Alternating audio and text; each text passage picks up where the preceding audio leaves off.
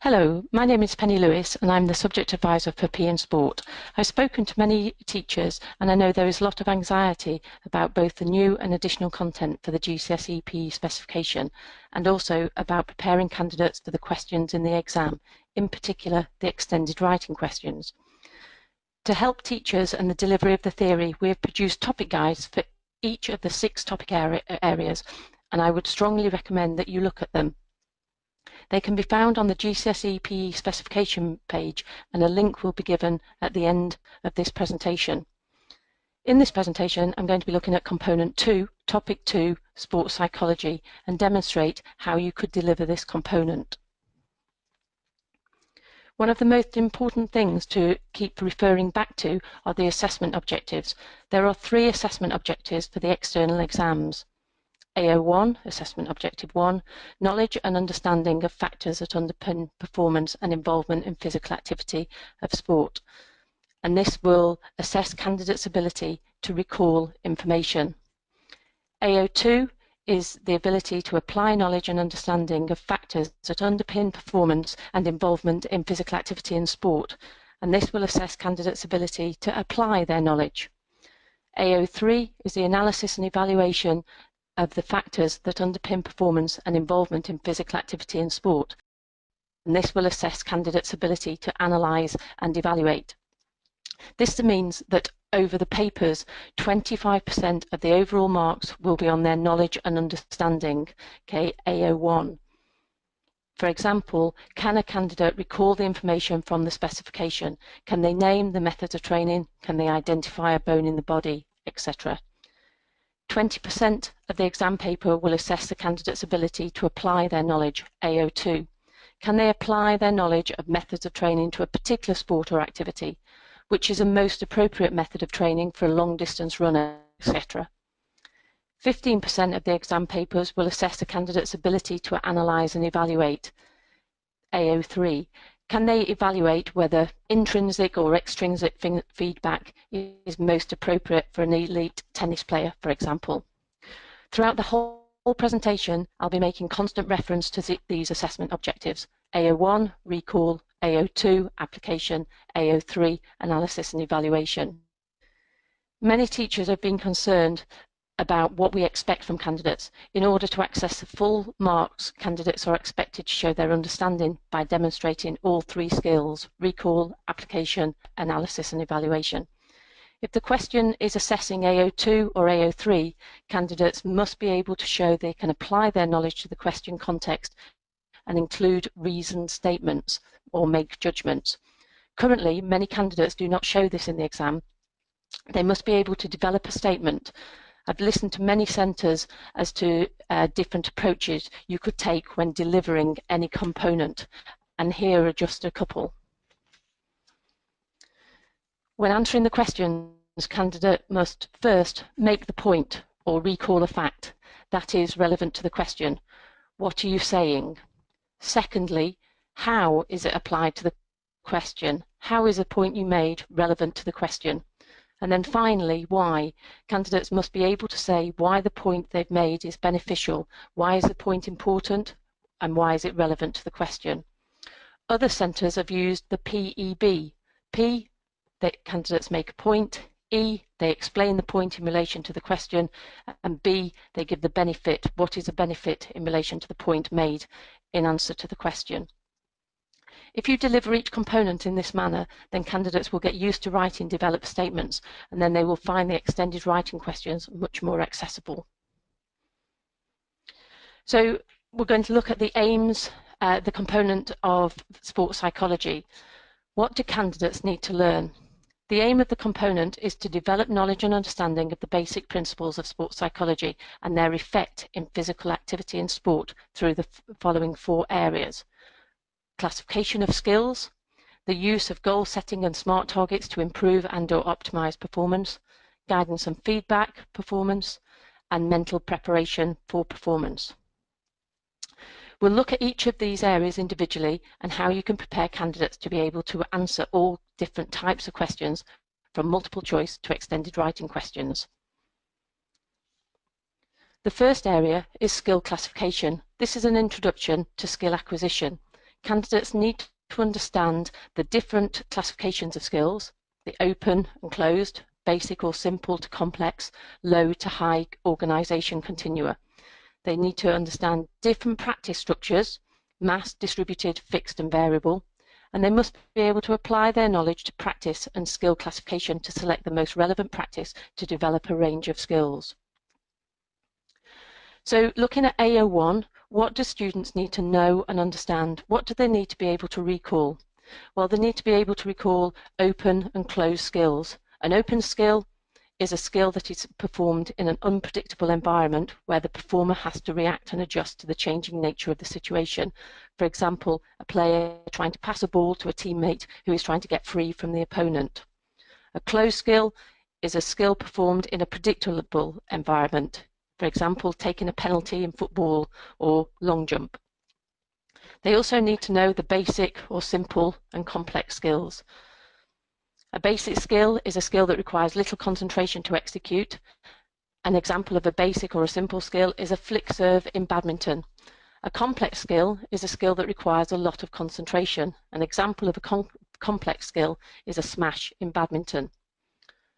They also need to know low organisation to high organisation skills. A low organisation skill is a basic skill that can be broken down easily into phases, so each part can be practiced separately. For example, a tennis serve, front crawl swimming stroke, etc.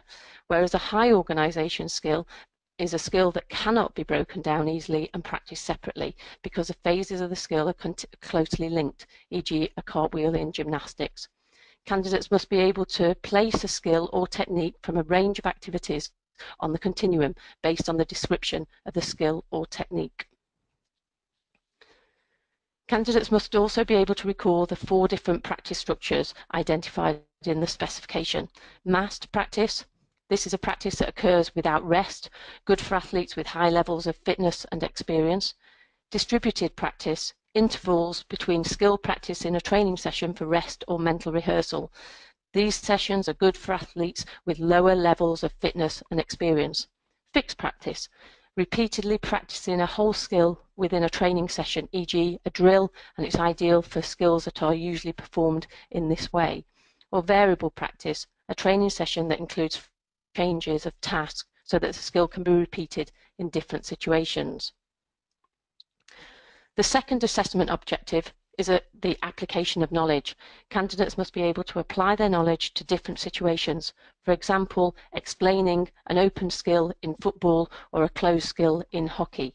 Students must be able to apply their knowledge through justification of skill classification based on the nature of the skill, e.g. a penalty is a closed skill because, a return in tennis is open because, and they must be able to select the most relevant practice to develop a range of skills.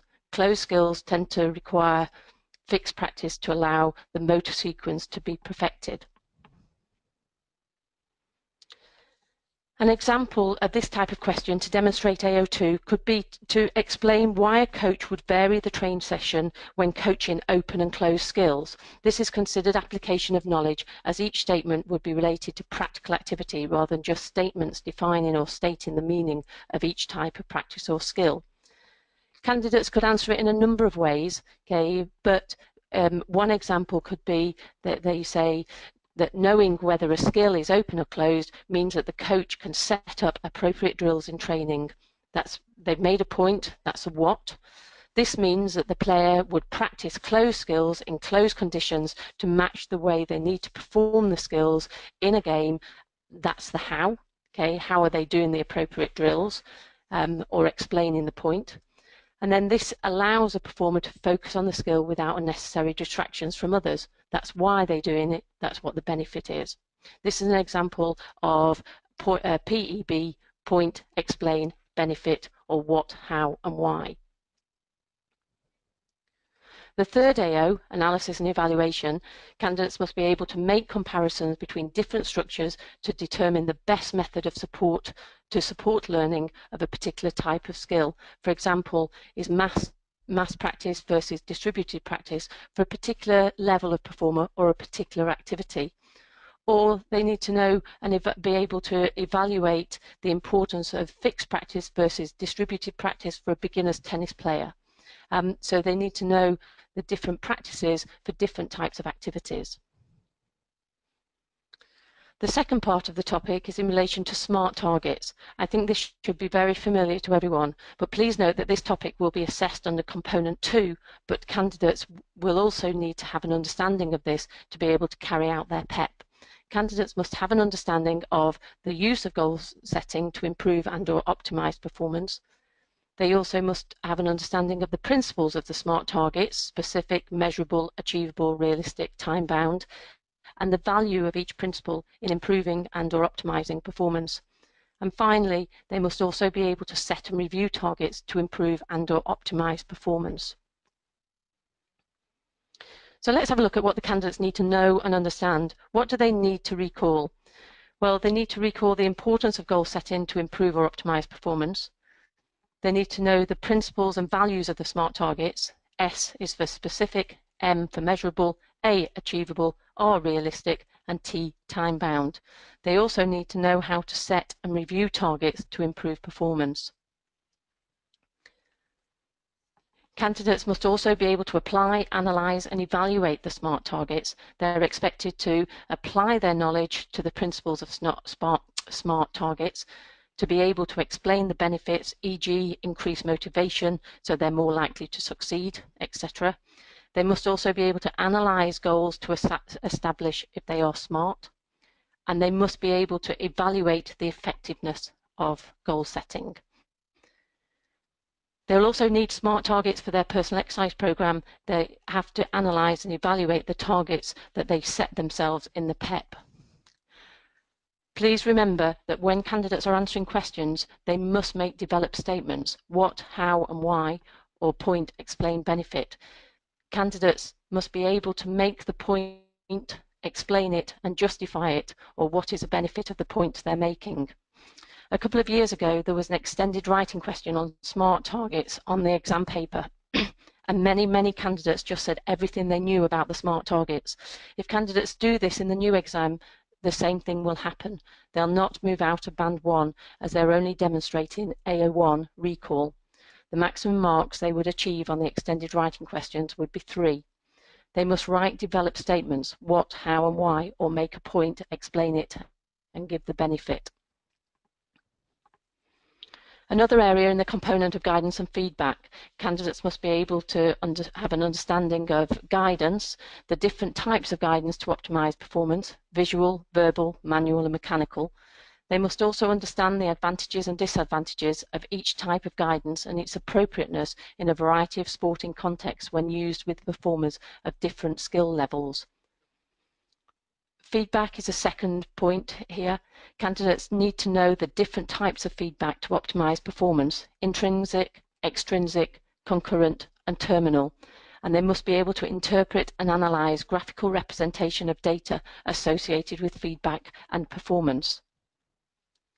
Again, breaking the topic area down into the 3 assessment objectives: what do they need to know and understand? What do they need to recall about guidance? Well, they need to know the different types of guidance and advantages and disadvantages of each.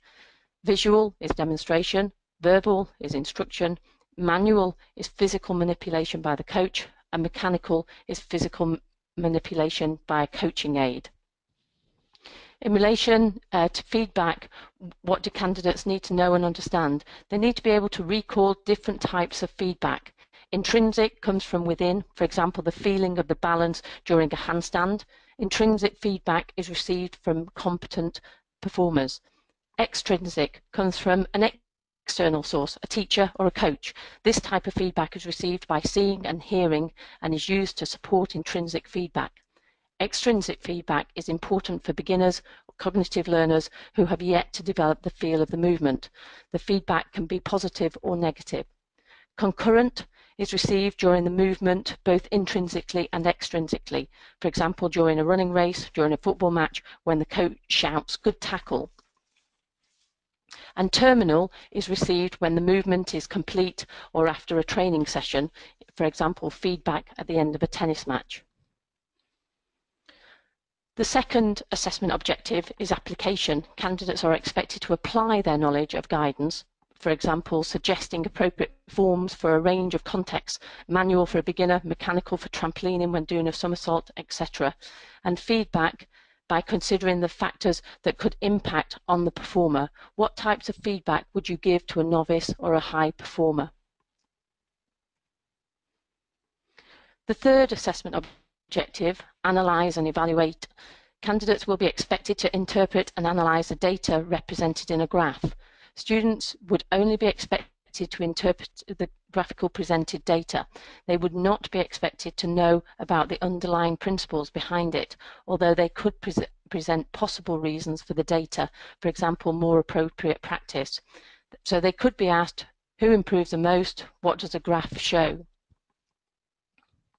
In this example, candidates would need to make reference to the fact that B scored more goals in the netball games during games 2 to 4, maybe because a player practiced more and became more consistent.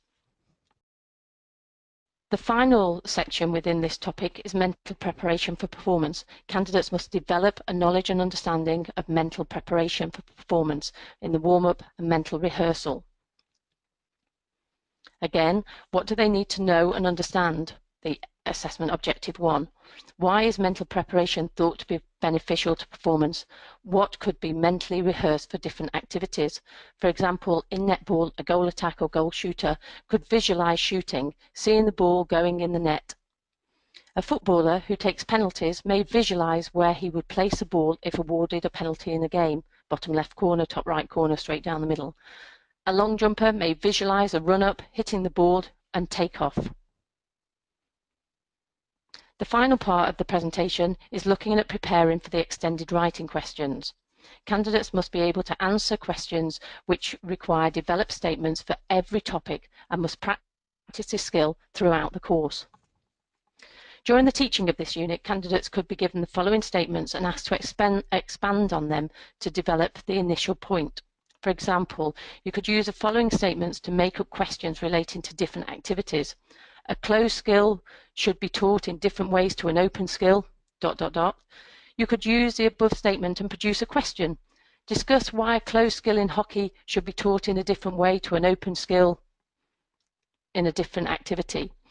Another statement could be, extrinsic feedback helps beginners learn a skill, or the type of guidance given could vary depending on the skill level of the performer.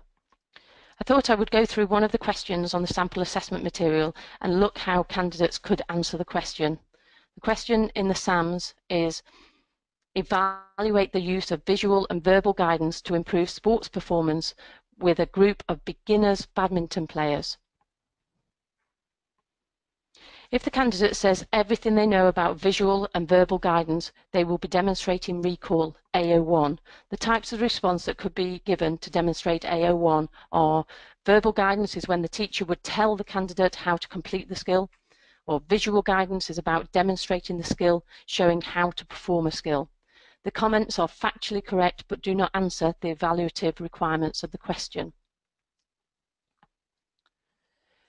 To access the AO2 mark band, candidates would need to expand on the AO1. So verbal guidance is when the teacher would tell the player how to complete the skill. That's a what are they doing, or that's a point that they've made, by giving basic instructions. For example, positioning of the racket. This is how are they giving the verbal guidance, or an explanation has been given, so that they could successfully hit the shuttlecock when trying to hit it over the net. That's why will it help them improve in their performance, or what is the benefit. Another example that someone could write would be verbal guidance is when the teacher could question the candidate about the correct positioning of the body when serving. What are they doing? By asking them to demonstrate or describe the body position of the serve. How are they going to do it? To ensure that the candidate understands what they're trying to do so that they have the best chance of hitting the shuttlecock and continuing a rally. Why is it beneficial? These are examples of developed statements. Candidates would not be awarded full marks because there is no evaluation. These statements just demonstrate AO1 and AO2, being able to apply their knowledge to a given scenario, e.g. a beginner at badminton. To access AO3 mark band, here are some statements that the candidates would have had to have written to provide some evaluation. Although visual guidance can be an effective way of helping a beginner, if the skill is broken down into too many parts and the learner is asked to concentrate on too many aspects, e.g. arm action, body position, etc., it can cause information overload. Or they could say visual guidance could be effective, but if a player is distracted and is not watching this, then it may not be the most appropriate method. If the coach is not a very good player and demonstrates a skill through visual guidance, the players may pick up incorrect technique. Verbal guidance could be very difficult to give. If the venue is large and acoustics are poor, the players may not be able to hear. Also, if there are other activities taking place in the same time, it may be very difficult to hear the coach, or the players may be distracted and not listen. These are just examples of analysis and evaluation of the use of verbal and visual guidance to improve the performance of a beginner badminton player. To access the top band, candidates would need to include AO1, AO2 and AO3. They must be able to make develop points by applying it to the question: point, explain, benefit. In this case, draw conclusions based on the previous points they're making, evaluate the use of visual or verbal guidance to improve the beginner badminton player. I hope that you found this presentation helpful. In this final slide, I put my contact details, and there is a link to the GCSE PE qualification page where you can find all the resources, including the topic guides, course planners and schemes of work. Please do not hesitate to contact me if you need any further information. Thank you. Bye-bye.